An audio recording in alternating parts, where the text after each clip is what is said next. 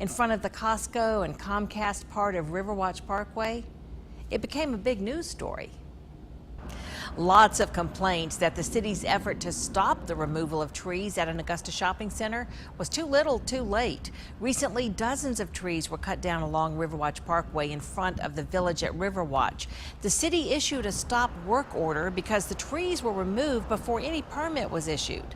The Savannah Riverkeeper says without those trees, all that's left is the barren bank, and that will create erosion.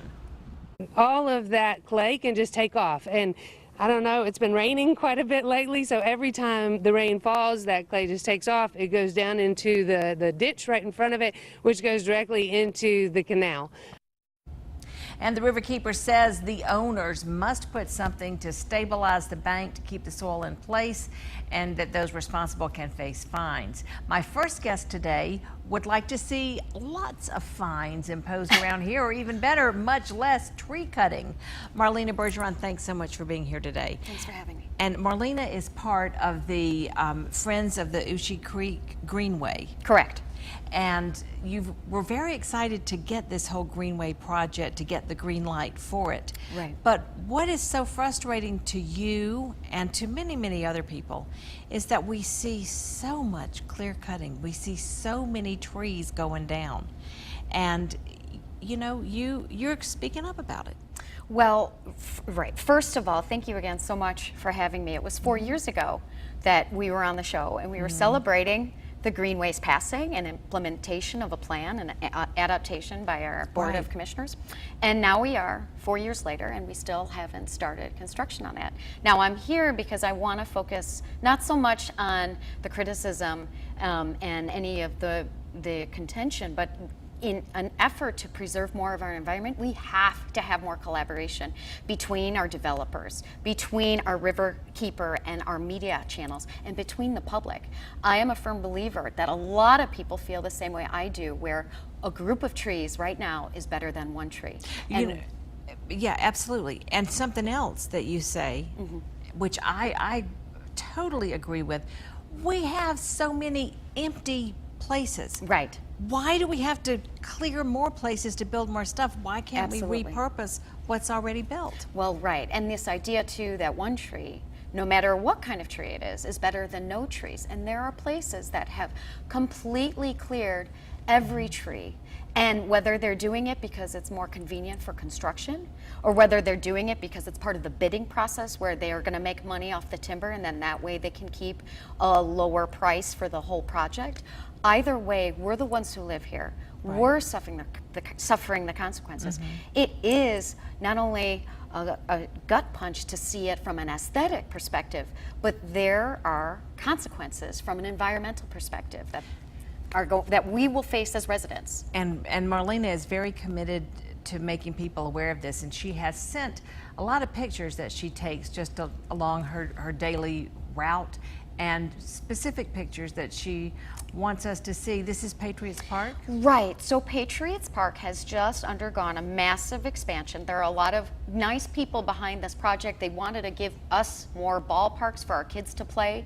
They wanted to provide more parking spots. But you know, I've lived in a lot of places where parking was always limited, and we found ways to carpool. We found ways to bike or walk there. We figured out a different habit so that we wouldn't have to be worried about parking spots. If we keep accommodating people's desire to have easy parking in exchange for the trees, I think we're going to lose a lot, and we won't be able to replace it. I love how you show the size of the trees. This is great. This is tree yoga. Right.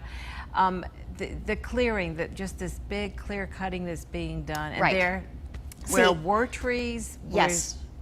it's just ground. That's that tree. Look how big that is compared to your palm. Wow. And then this is the Uchee Creek that you're excited about, and this was a run that you had to celebrate and raise awareness. Absolutely. We had a fantastic turnout last fall. We had a lot of good people. Jason LeClaire, who's going to be our incoming president of the Friends of the Uchee Creek Greenway, helped organize a lot of it. His daughter designed our shirt.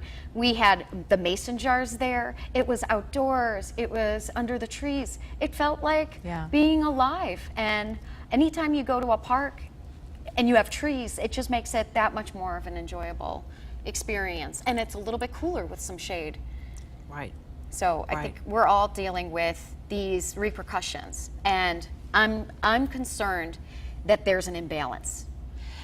You also said something really interesting to me, was that, you know, it's environmental injustice that we're dealing with. Yes. And that we are creating problems for ourselves because we're not respecting our outdoor space. Absolutely. We're creating more indoor space, which is going to create more problems. Right. And some people will benefit in the short term, but in the long term, we know there's a better way. And we also know in many other places, investments are happening right now to find greener infrastructure, to encourage lower energy consumption by buildings. These are habits that people are adopting. And I feel concerned with our leadership's attitudes that seem to project we can afford not to care. And that is just not the case. Yeah. So what can we do now? I think I want everybody to think about being that voice for the trees, because there aren't enough people right now speaking up for the trees. There are a lot of good people that are in charge that are commissioners. There are a lot of good business people who stand to benefit financially from a lot of development. That might be a little bit of a conflict of interest, but that's not the biggest problem in my opinion. The biggest problem is that those voices that are strong and independent and environmental advocates and experts, they are not being included in a lot of the discussions. And some of them have excused themselves because they think some of these proceedings are not happening the way they should. So it's time for checks and balances from the public to rise up. Tell us real quick, because they're about to wrap us. You have some of your shirts. These are part of the Uchee Creek group? Yes, that's our fabulous Uchee Creek Greenway, Friends of the Uchee Creek. So we're trying to make sure that this project happens. Because and the one in the front? Yes, and the one in the front. That one is all out. That was a limited edition from our 5K that McKenna LeClaire designed. We want to make sure that people get a chance to connect with the land while we still have it. There's one more thing. What is the bag? Sometimes I need it because when I see the trees, I'm not sure.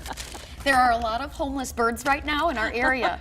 And I said they can all move to my house and they can live with me and they can carry me to work and I'll be okay with that.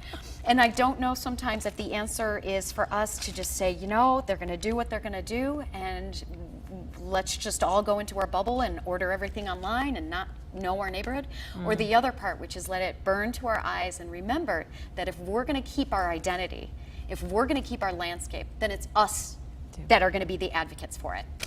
I wish we had more time, because I know that there's a lot more you could say, but I want to just tell you, Marlena, that I'm so glad there are people like you in our community who are so committed and who are passionate about a cause, and that you're helping to open our eyes and you're speaking out.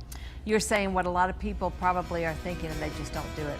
Marlena Bergeron, everybody, thank you again for being here. Thank you so much. Up next on Jennie, teen drownings on Georgia lakes. Lakia Collins tells us about the tragedy that led her to be an activist, the goal behind